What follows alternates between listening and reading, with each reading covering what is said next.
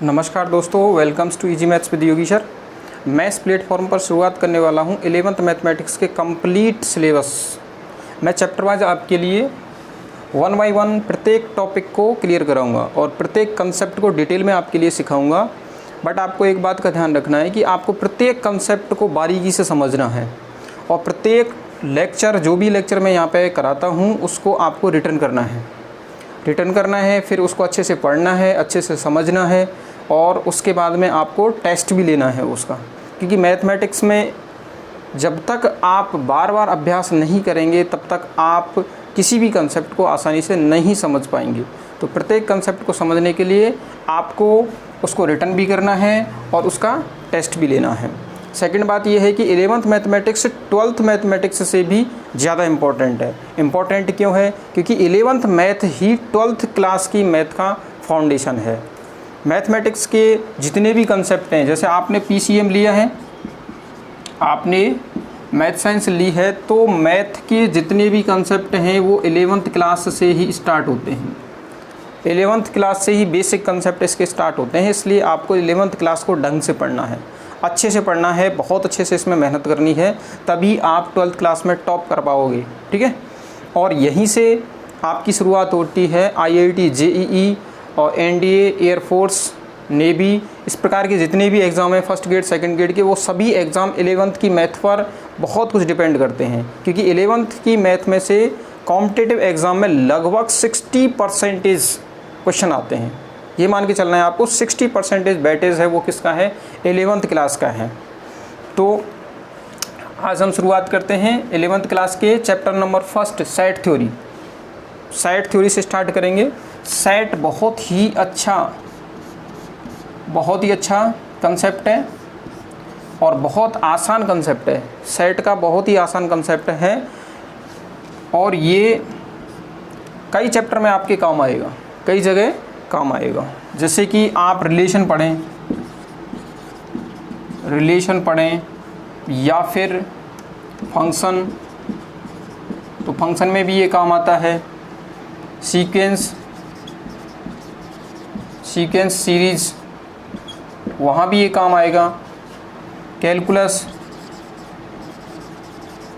में भी ये काम आएगा और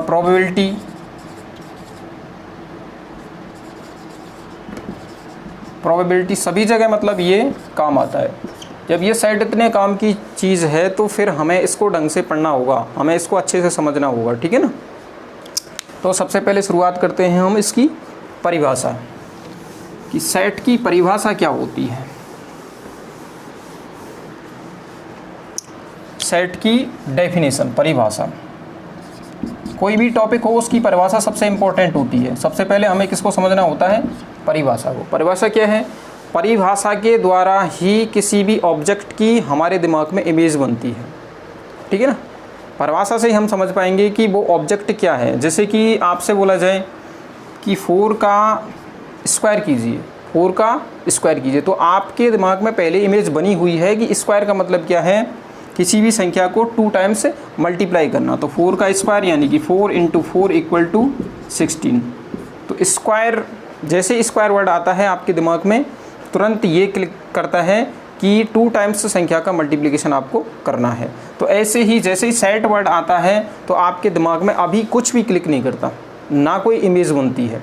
तो जैसे ही आप इसकी परिभाषा सीखेंगे आपके दिमाग में तुरंत इसकी इमेज बन जाएगी। तो देखते हैं इसकी परिभाषा को।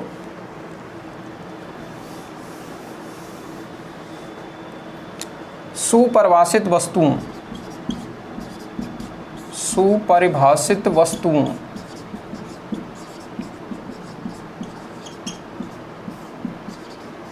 का संग्रह समुच्चय कहलाता है। सेट यानी कि समुच्चय। तो सुपरिभाषित वस्तुओं का संग्रह क्या कहलाता है? समुच्चय कहलाता है। अब इसमें देखो 2 वर्ड हैं, एक तो सुपरिभाषित और एक है कलेक्शन। तो सबसे पहले तो आपको ये समझना है कि सेट का जो अर्थ है ना, वो वास्तव में क्या है? कलेक्शन, संग्रह करना। क्या करना? संग्रह, वस्तुओं को इकट्ठा करना, उनका संग्रह करना। ठीक है। तो एक शब्द में सेट का अर्थ क्या हो गया? संग्रह। आपको इमेज बना लेनी है। जैसे ही सेट शब्द जैसे ही सेट शब्द आपके दिमाग में आता है तो तुरंत कहाँ पे क्लिक करेंगे, संग्रह पर, कि सेट का अर्थ क्या होता है, संग्रह करना होता है, कलेक्शन करना होता है, ठीक है ना। फिर जैसे कि अब ये जो कलेक्शन है वो ऑब्जेक्ट्स का हो सकता है, ये कलेक्शन नंबर्स का भी हो सकता है, ये कलेक्शन अल्फ़ाबेट्स का भी हो सकता है, ये कलेक्शन डिस्ट्रिक्ट्स का भी हो सकता है, ये कलेक्शन यूनिवर्सिटी का भी हो सकता है, ये कलेक्शन स्कूल्स का भी हो सकता है, ठीक है ना। जैसे कि मैंने ये कलेक्शन ले लिया AEIOU, तो ये क्या है, वॉवेल्स का कलेक्शन है। किसका कलेक्शन है, वॉवेल्स का। और एक ये कलेक्शन ले लिया मैंने, संग्रह 1 2 3 4 5, तो ये किसका कलेक्शन है, नंबर्स का कलेक्शन है। ऐसे ही मैंने सपोज करो ये कलेक्शन ले लिया, टिंकू, रोहन, पी एक्स, तो ये भी क्या है, ये भी कलेक्शन है, ये भी क्या है, कलेक्शन है। ऐसे ही मैंने सपोज करो ये ले लिया कि जयपुर,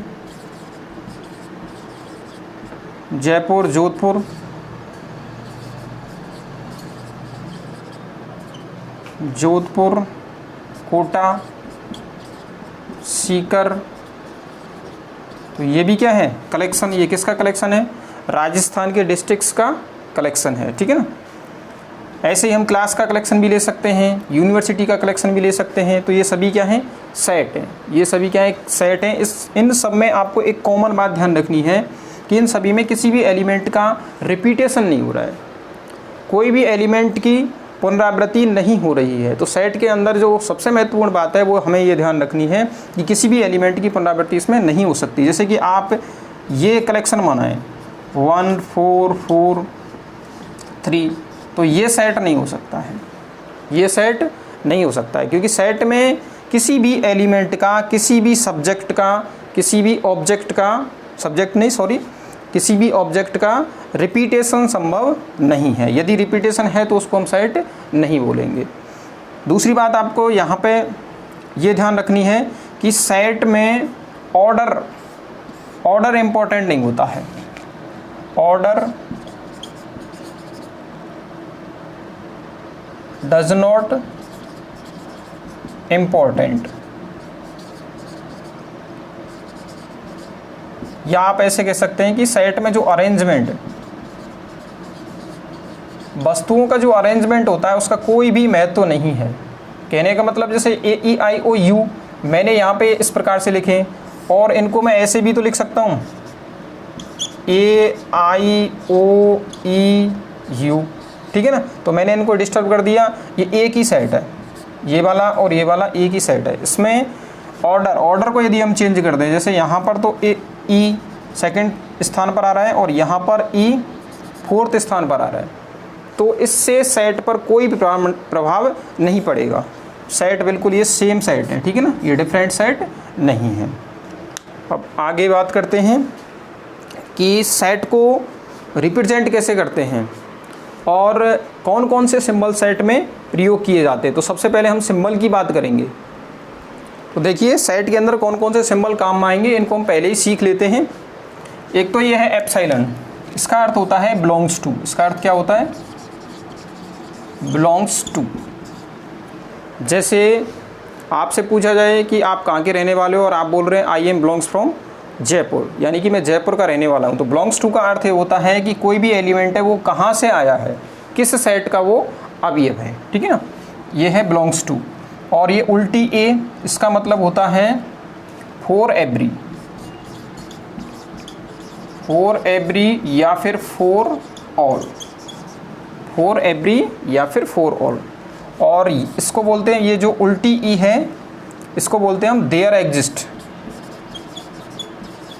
देयर एग्जिस्ट, यहाँ विद्यमान है, यहाँ विद्यमान है। और एक ये होता है ये वाला सिंबल, इसको बोलते हैं हम सच दैट, सच दैट। और हिंदी में इसको पढ़ेंगे हम इस प्रकार, इसको क्या पढ़ेंगे, इस प्रकार। तो ये सिंबल सेट में बारी बारी से काम आएंगे, तो इनको आपको पहले ही सीख लेना है। दूसरी बात, जैसे एप्सिलॉन का सिंबल है, इसमें यदि मैं इसको ऐसे कट कर दूं, इस एप्सिलॉन को इस टाइप से मैं कट कर दूं, तो इसका मतलब है डज नॉट बिलोंग्स टू, इसका मतलब होता है डज नॉट बिलोंग्स टू, ठीक है ना। और ये देयर एग्जिस्ट है, इसको यदि ऐसे कट कर दिया जाए तो इसका मतलब हो जाएगा यहाँ विद्यमान नहीं है, ठीक है ना। तो ये इनका मीनिंग होता है। ये हो गए आपके सिंबल्स। अब हम आगे बढ़ते हैं।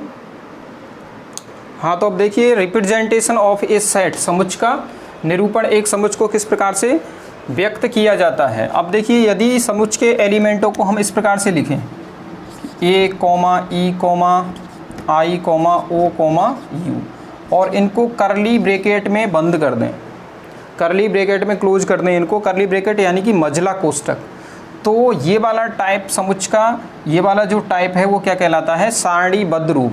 मतलब इस टाइप से यदि हम सेट को लिखते हैं तो वो कहलाएगा हमारा सारणीबद्ध रूप या रोस्टर फॉर्म, या फिर इसको हम कह सकते हैं टेबुलर फॉर्म, ठीक है। और यदि सेट के एलिमेंट, ये जो ऑब्जेक्ट्स हैं, ये वाली जो ऑब्जेक्ट्स हैं, सेट के अंदर जो ऑब्जेक्ट्स कॉमा लगा के लिखी जाती हैं उनको हम क्या बोलते हैं, सेट के element, element of A set, एक सेट के अवयव, या फिर हम बोलेंगे इनको member, member of A set, ठीक है ना। ये क्या कहलाएंगे, इस सेट के एलिमेंट कहलाएंगे। सेकंड बात, सेट को हमेशा कैपिटल लेटर के द्वारा लिखा जाता है। सेट को हम किसके द्वारा लिखते हैं, कैपिटल लेटर के द्वारा लिखते हैं। जैसे ए बी एक्स वाई, किसी से भी इसको डिनोट कर सकते हैं। और सेट के एलिमेंटों को कॉमा लगा के लिखा जाता है, और इनका रिपीटेशन अलाउड नहीं है, रिपीटेशन किसी का भी नहीं हो सकता, और करली ब्रैकेट के अंदर इनको लिखेंगे, ठीक है। ये सभी सेट के एलिमेंट कहलाएंगे। जैसे ए इस सेट का एलिमेंट है, किस सेट का एलिमेंट है, ए, कैपिटल ए इस सेट का एलिमेंट है, तो इसको मैं व्यक्त करूंगा ए बिलोंग्स टू ए। इसका मतलब है ए समुच्च ए का अवयव है, ठीक है ना। और यदि ए डज नॉट बिलोंग्स टू ए, तो इसका मतलब होता है ए समुच्च ए का अवयव नहीं है। तो यहाँ पर मैं सपोज करो डी ले लेता हूँ, क्योंकि डी इस समुच्च का एलिमेंट नहीं है, तो हम कहेंगे D does not belongs to A. अब बात करते हैं हम समुच्च निर्माण रूप की, कि समुच्च निर्माण रूप क्या होता है। समुच्च निर्माण रूप को ही हम क्या बोलते हैं, रियूल फॉर्म। रियूल फॉर्म यानी कि नियम रूप। नियम रूप का मतलब क्या है, यदि सेट के एलिमेंट किसी एक निश्चित नियम का पालन करते हैं तो हम सेट के उस रूप को क्या बोलेंगे, समुच्च निर्माण रूप। जैसे देखो a equal to X, where, इसको हम वेयर बोलते हैं, या फिर सच दैट लगा सकते हैं, where x greater than equal to 1 और लेस देन इक्वल टू 5, और x belongs to n। x किस में से लिया गया है, नेचुरल नंबर में से लिया गया है, प्राकृत संख्याओं में से लिया गया है, और x का मान 1 से बड़ा और 5 से छोटा है, बराबर भी है, ठीक है ना। बराबर का साइन लग रहा है, तो ये x का मान 1 के बराबर और 1 से बड़ा, x का मान 5 के बराबर और 5 से छोटा। इसका मतलब इस सेट में कौन कौन से एलिमेंट आएंगे, 1 2 3 4 5, 1 2 3 4 5। तो ये तो हो गया समुच्च का सारणीबद्ध रूप। ये क्या हो गया, सारणीबद्ध रूप। और ये ऊपर वाला क्या है, समुच्च निर्माण रूप, या फिर इसको क्या बोलते हैं हम, नियम रूप। इसको नियम रूप क्यों बोल रहे हैं, क्योंकि इसमें सेट के एलिमेंट एक निश्चित नियम का पालन कर रहे हैं। निश्चित नियम क्या है कि x का मान किस में से लिया जाएगा, नेचुरल नंबर में से लिया जाएगा, और कहाँ से कहाँ तक, 1 से 5 तक। तो इस प्रकार से हम रोस्टर फॉर्म और सेट बिल्डर फॉर्म के बारे में सीख चुके हैं, ठीक है। इससे आगे एक दो एग्जाम्पल और मैं कराता हूँ आपके लिए। हाँ देखिए, तो एग्जाम्पल्स, एक एग्जाम्पल हमने ये ले लिया first, A equal to X, X equal to N upon N square plus 1, X belongs to N और X greater than equal to 1 less than equal to 5, ठीक है। तो ये तो है सेट बिल्डर फॉर्म। ये जो क्वेश्चन है किस रूप में दिया हुआ है, सेट बिल्डर फॉर्म में दिया हुआ है, क्योंकि यहाँ पर x एक निश्चित नियम का पालन कर रहा है। x का मान किस में से लिया गया है, n में से, और x 1 से बड़ा और 5 से छोटा है, मतलब 1 और 5 के मध्य में। तो इसको यदि हम टेबुलर फॉर्म या फिर रोस्टर फॉर्म में चेंज करें, रोस्टर फॉर्म में चेंज करें तो इसको कैसे चेंज करेंगे, ये इक्वल टू, भाई यहाँ से x का मान रखते जाएंगे, नहीं सॉरी ये n है और यहाँ भी ये n है, तो यहाँ से हम n का मान रखेंगे। n का मान 1 से लेकर 5 तक है, तो सबसे पहले n का मान 1 रखते हैं। जब n का मान 1 रखेंगे तो 1/1 का स्क्वायर, 1 का स्क्वायर कितना हुआ, 1 + 1 2, तो ये आएगा 1/2। यदि n = 2 रखते हैं तो 2/4 + 1 5, और 3 रखते हैं तो 3/10 आएगा, और 4 रखते हैं तो 4/17, और 5 रखते हैं तो 5/26। तो ये इसका सेट बिल्डर फॉर्म में है, और ये क्या है, समुच्चय नहीं, ये क्या है, रोस्टर फॉर्म, ये इसका रोस्टर फॉर्म है। तो सेट बिल्डर फॉर्म को रोस्टर फॉर्म में चेंज किया जा सकता है, और रोस्टर फॉर्म को सेट बिल्डर फॉर्म में भी चेंज किया जा सकता है। ऐसे यहाँ पर देखिए, इसको यदि हम रोस्टर फॉर्म में कन्वर्ट करें, रोस्टर फॉर्म में कन्वर्ट करें तो यहाँ देखो, ये जो x है इस समीकरण का मूल है, और इस समीकरण को यदि हम सॉल्व करें तो क्या आएगा, x - 3 x - 4 = 0, इम्प्लाइज दैट यहाँ से x के मान आ गए, x = 3 और x = 4। तो a = x का मान क्या है, 3 और 4। तो ये इसका हो जाएगा, रोस्टर फॉर्म हो जाएगी इसकी सारणीबद्ध रूप। तो इस प्रकार से हम किसी भी क्वेश्चन में रोस्टर फॉर्म को सेट बिल्डर फॉर्म में